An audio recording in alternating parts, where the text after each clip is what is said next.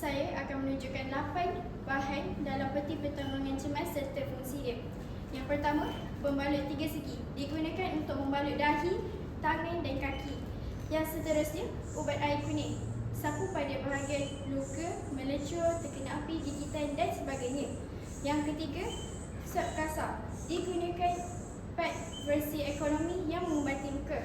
Yang keempat, alkohol swab. Digunakan untuk membersihkan kulit sebelum suntikan serta untuk membersihkan kelukaan kotor. Yang kelima, pin keselamatan. Digunakan untuk mengukur penghujung pembalut 3 segi. Yang keenam, bandage. Digunakan untuk membalut melecur, terkena api, luka dan sebagainya. Yang ketujuh, ubat antiseptik. Digunakan untuk melecur, terkena api dan sebagainya. Akhir sekali, pembalut berpelekat. Digunakan untuk mengubati luka. Masa mengalami kecederaan di bahagian kepala. Jika kecederaan berlaku di bahagian kepala, kita perlu segera merawatnya kerana kepala mempunyai banyak kapilari darah. Jika tidak dirawat dengan segera, ia akan menyebabkan kematian. Perawat mestilah memakai sarung tangan dan pastikan tangan dalam keadaan yang bersih. Pertama, untuk merawat luka, kita mestilah menggunakan alkohol swab. Pastikan luka dibersihkan dengan betul supaya tiada jangkitan kuman. Yang kedua, menggunakan kain kasar yang diletakkan ubat air kuning dan lekatkan di bahagian luka menggunakan pita pelekat. Kemudian, balut kepala mangsa menggunakan bandage.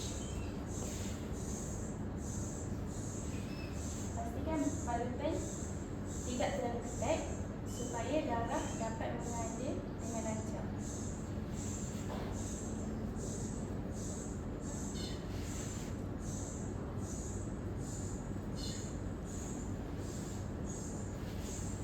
Mangsa mengalami patah tangan.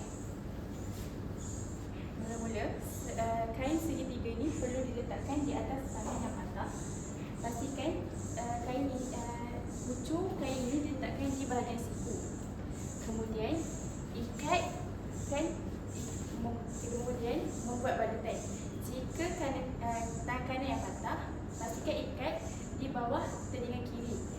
Dan sebaliknya, ikatan mestilah dibuat menggunakan ikatan siput manuk kerana ikatan ini mudah dileraikan. Kemudian kemaskan balutan.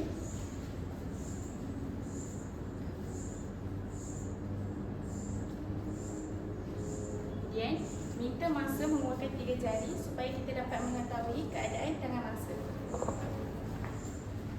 Seterusnya, kaedah DRABC. Kaedah DRABC dilakukan apabila mangsa tidak sedarkan diri.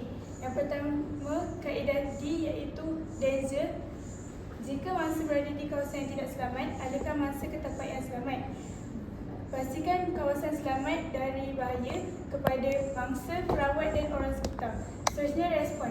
Periksa mangsa jika respon ataupun tidak dengan cara tepuk badan mangsa dan tanya keadaan mangsa.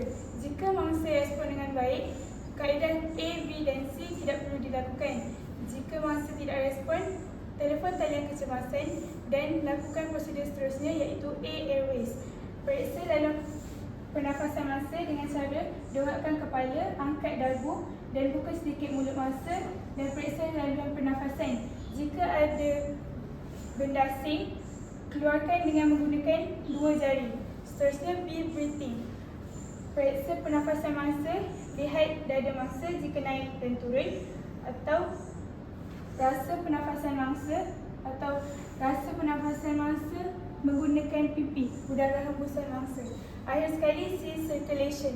Periksa perairan darah mangsa, periksa nadi mangsa dengan meletakkan 2 jari di bahagian leher mangsa dan pergelangan tangan mangsa. Atau kita juga boleh melihat warna kulit mangsa dan tanda pergerakan mangsa. Sekian, terima kasih.